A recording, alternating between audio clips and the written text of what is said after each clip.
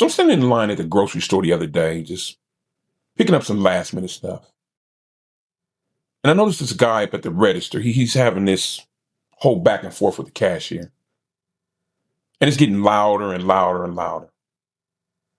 And from what I can make of it, she forgot to subtract some coupons from his bill. And you could look at her and you could see that she was nervous and she was scared and she was trying her best to fix whatever the problem was, but for whatever reason, this guy, man, he fucking wasn't having it. He was letting her have it with both barrels. And I'm watching this. And my first thought was, I was glad that this wasn't my daughter, or we'd have a real problem in here. And then my next issue was with everybody else who was around. Because they were just standing there and they were on their phones and they were looking around and talking like this grown ass man disrespecting this girl was no big deal. Not realizing that by them not saying anything or even acknowledging the situation, they were basically just giving him the green light to keep right on acting a fucking fool. And I get it. I mean, most of us are seeing so much conflict and disrespect all around us that we turn a blind eye to it now. We've just accepted that this is how things are. But does that make it right? And let me ask you something. When did disrespecting each other become the norm? And see, this is bigger than just some isolated incident at a grocery store. This points to a bigger pattern that we're seeing all across this country more and more. It's like every minor conflict that people get into is seen as a personal attack on them, and they take it as such. That's why minor traffic altercations are turning violent now. And you're seeing this disrespect at family gatherings and in the workplace and social media. Oh, definitely social media. You're seeing it at public events. And I'll tell you what, you're even seeing disrespect towards law enforcement and teachers and even clergy. I saw somebody cuss a pastor out a couple weeks ago on YouTube. So now that same type of behavior that was once frowned upon barely even gets noticed now. It's almost like respecting each other is no longer valued or even being taught in this country. And respecting just disappeared. Oh no. It got replaced, and it got replaced by something much worse. You see, when society decided that every man for himself was more important than we're all in this together, certain tenets in this country, like honesty and humility and self-control, they started to mean less and less, and we saw them less and less. We became so obsessed with how things appeared. We cared more about what it looked like than what it really was. So nowadays, a man's ego, or at least who he claims to be, is more important than who he truly is.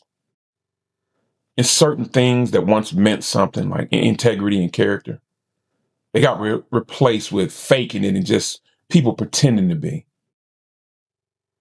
And speaking, measuring your words, and being thoughtful. They got replaced with speaking your mind and saying whatever the hell is on your mind.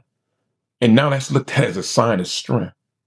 Instead of what it really is, it's a lack of judgment and self-control.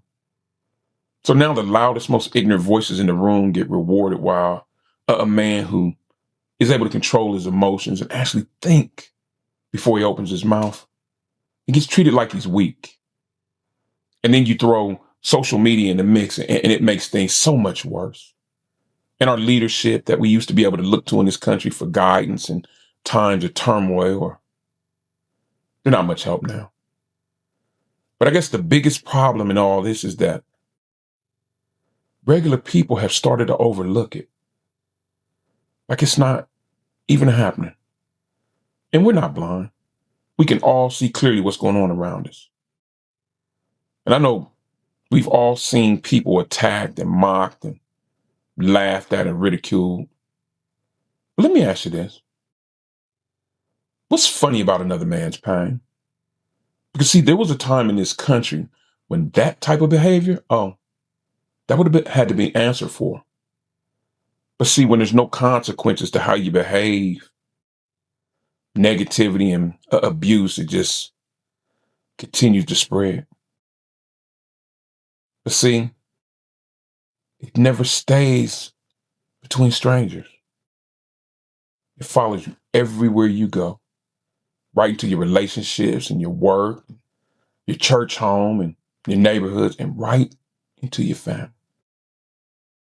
And after so long, things that were once shocking, just not shocking anymore. Just becomes a normal way that people interact with each other. That's why it's so common now. But see, once a society starts to tolerate this kind of nonsense, certain things within that society start to break down. Patience and decency and trust. And those are things we need. And respect is a lot more than just showing basic decency to somebody. It's not all about yes, sir, and yes, ma'am.